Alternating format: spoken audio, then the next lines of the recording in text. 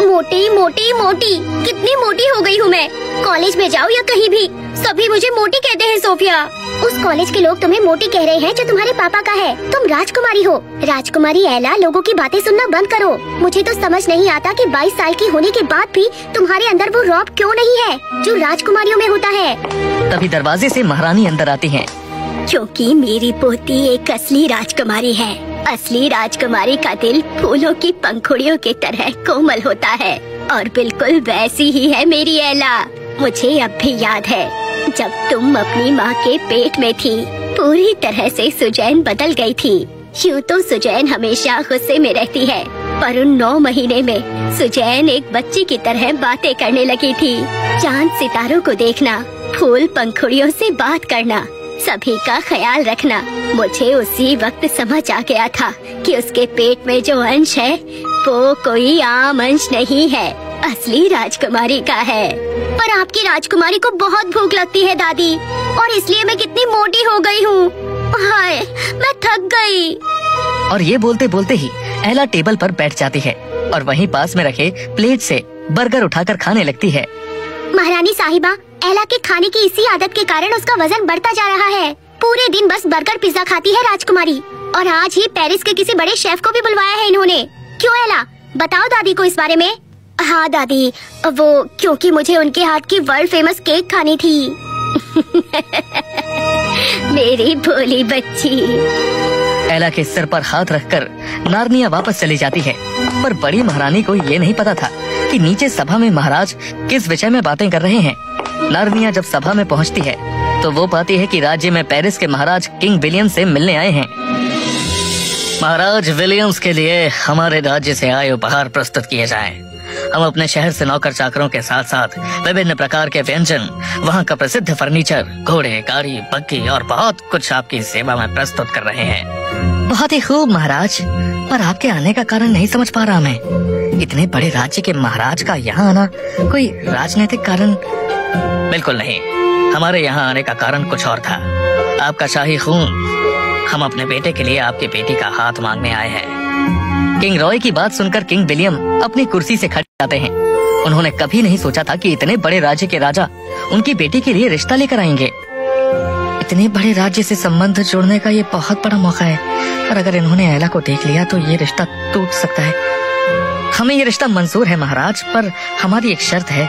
दोनों परिवारों का मिलना 6 महीने बाद होगा।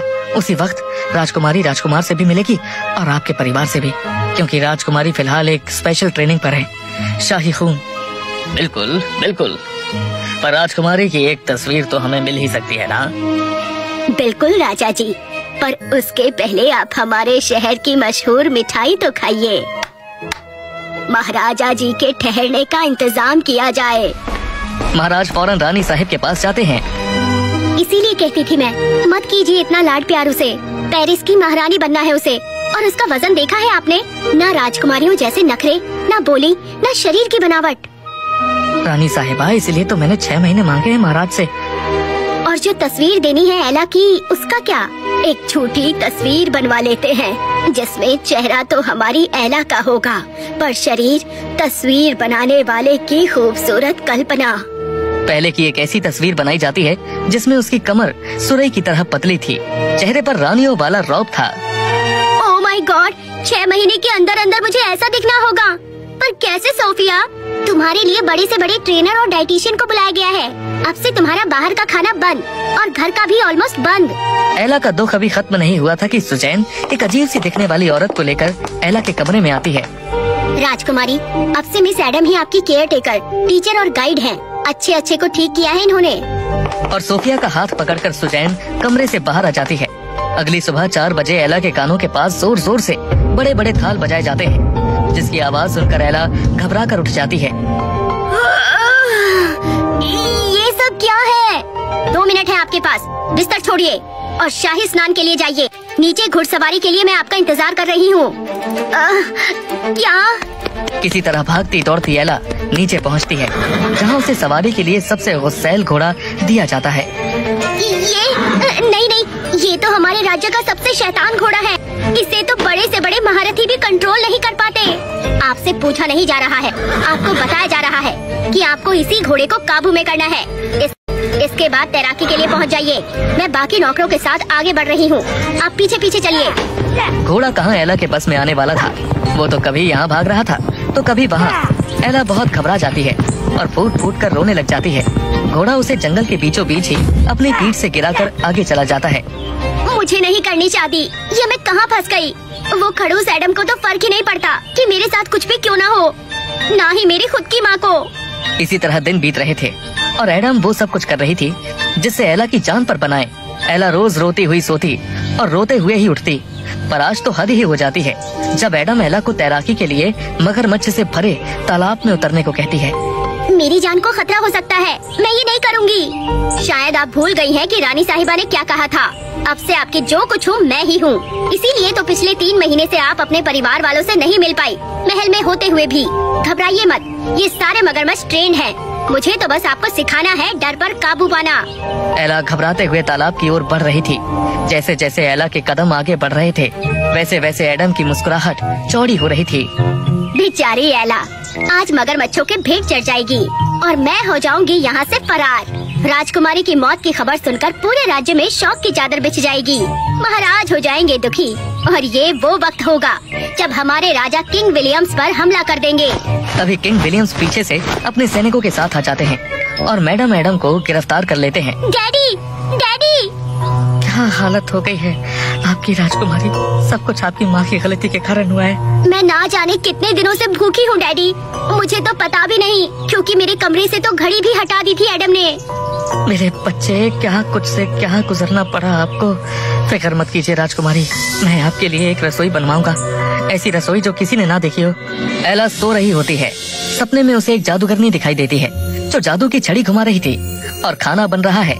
इतने खूबसूरत सपने को देखकर एला मुस्कुराती हुई नींद से जागती है और सामने होती है सुजैन। आपके लिए महल में सबसे बड़ी रसोई बनवाई जा रही है राजकुमारी। महाराजा ने वंडरलैंड से एक आर्किटेक्ट को बुलवाया है। आप जाकर उनसे मिल लीजिए और उन्हें बता दीजिए कि आपको अपना किचन कैसा चाहिए। एला नीचे जाकर जैसे ही उस आर्किटेक्ट को देखती है। जादूगरनी, ये तुम हो क्या? बिल्कुल वही चेहरा जो मैंने सपने में देखा था। बड़ी महारानी कहती है आप एक राजकुमारी का अंश है। बिल्कुल सही, आप पिछले जन्म में जादुई दुनिया की राजकुमारी थी। परी होने के बाद भी आपने जादू छोड़कर इंसानों की मदद करने की ठानी, इसलिए आपका जन्म इस परिवार में हुआ। आप तो हम सबको भूल गई, पर हम आपको नहीं भूले। इसीलिए मैं आपके लिए यहाँ एक ऐसी रसोई बनाने आई हूँ जो जादुई हो। इस रसोई में बने खाने को आप कितनी बार भी क्यों न खाएं, आपका वजन नहीं बढ़ेगा। उल्टा ये खाना आपको वही शरीर, वही चमक देगा जो एक राजकुमारी में होने चाहिए।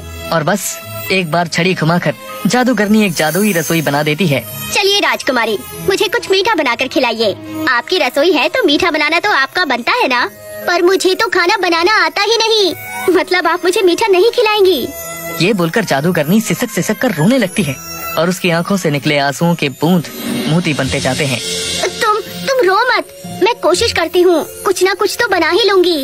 एला जैसे ही स्टोव ऑन करने जाती है, स्टोव से आवाज आती है। राजकुमारी मीठा बनाना चाहती हैं। चीनी पतीले कहाँ हो तुम दोनों? राजकुमारी की जय हो। राजकुमारी ने हमें याद किया। अरे मैं फ्रिज के अंदर हूँ, मुझे तो कोई निकालो। अरे तुम अंदर बैठकर मुझे गुदगुदी क्यों कर रहे हो? राजकुमारी, दरवाजा तो फ्रिज का आपको ही खोलना पड़ेगा, वरना ये दूध अंदर से गुदगुदी करके मुझे हंसा हंसा के मार देगा। ये कैसा जादू है? वाव! एला जैसे ही फ्रिज का दरवाजा खोलती है, फिर से दूध क्रीम खुद ही हवा में उड़ते हुए पतीले में गिरते हैं। पतीला खुद ही स्टोव के ऊपर चढ़ जाता है और खीर बननी शुरू हो जाती है। एक तरफ कटिंग बोर्ड में काजू किशमिश कट रहे थे तो एक तरफ खुद ही नल से पतीले में पानी भर रहा था और चावल भिगोए जा रहे थे। ये तो जादुई रसोई है, राजकुमारी की जादुई रसोई। कितना खूबसूरत है ये जादू हमेशा रहेगा ना जादूगरनी? ये कहकर जैसे ही एला पीछे मुड़ती है, जादूगरनी अदृश्य हो चुकी थी। जादूगरनी चली गई और उनका जादू। एला वापस स्टोव की तरफ घूमती है। सारे बर्तन अपने ही जगह पर रखे हुए थे और तभी उसे सुनाई देती है महाराज की आवाज। अरे वाह राजकुमारी, आओ, खीर बना रही हो? बहुत अच्छी बात है, बनाइए बनाइए। शायद वो सब सपना था। और तभी पतीला धीरे से आंख मारकर कहता है, इस रहस्य के बारे में सबको नहीं पता चलना चाहिए। राजकुमारी, महाराज आ रहे थे, इसलिए जादूगरनी गायब हो गई। इस दिन के बाद राजकुमारी एला को मोटापे को लेकर कभी फिक्र नहीं करनी पड़ती। राजकुमारी की शादी हो जाती है और वो अपने ससुराल में भी अपनी जादुई रसोई को ले जाती है।